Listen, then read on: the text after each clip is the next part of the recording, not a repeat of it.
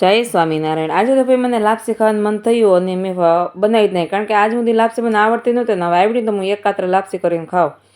તો લાપસી બની ગઈ અને માતાજીને ભોગ પણ ધરાવી લીધો ને ભોગ ધરીને સીધી જ હું તો સૂઈ ગઈ અને આરામમાંથી જાગીએ ને ત્યાં કપડાં હતા, દોરીએ કપડાં હતા, એ મને અવાજ કર્યો કે હવે અમને લ્યો, કારણ કે અમે તડકાને હાવ તપી ગયા છીએ। મેં તો હારો હાલો ભાઈ લઈ લ્યો, એટલા બધા મેં તો આકરા શું થાય કે અમે તપી ગયા છીએ।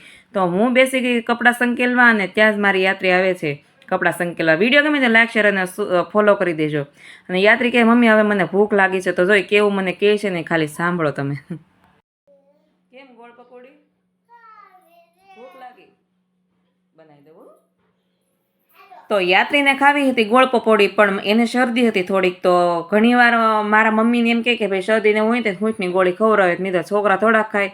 તો મને એક થયું કે હાલ જુગાડ કરી જ નાખું, તો રોટલી લઈ લીધી, એની ઉપર ગોળ થોડોક, હળદર અને થોડીક નાખી દીધી હૂંટ, અને પછી એનો વાળી લીધો રોલ।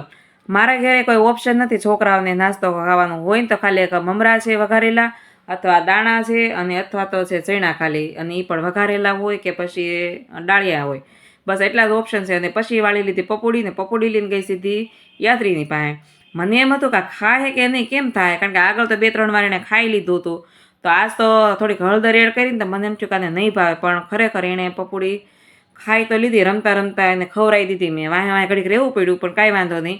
અને ત્યાં જ અમારા ચકાભાઈ છે ને રમવા આવ્યા હતા, તો મમ્મી કે મને તો આપો ભૂમિબેન, મેં કીધું ના હો બેન, અમારા છોકરી માટે છે, તમે દાણા ખાઓ, તમને શરદી બરદી નથી થયું કાંઈ।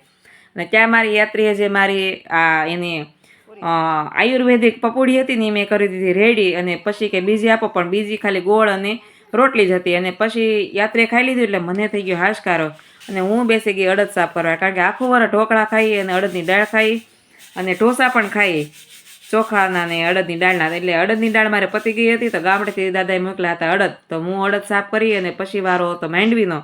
તો ગામડે વરસાદ હતો ઘણો બધો, પણ દાદાએ બાસકું મોકલું ખરું હો, તો દાણા ફોલાઈ ગયા છે અને માંડવી ફોલાઈ ગઈ છે, અને દાણાને છૂટા પાડવા બેસી ગઈ, અને મને ઉપડાથી છૂટા પાડવા ગમે। તમને કેમ ગમે જરા કમેન્ટ કરી દેજો।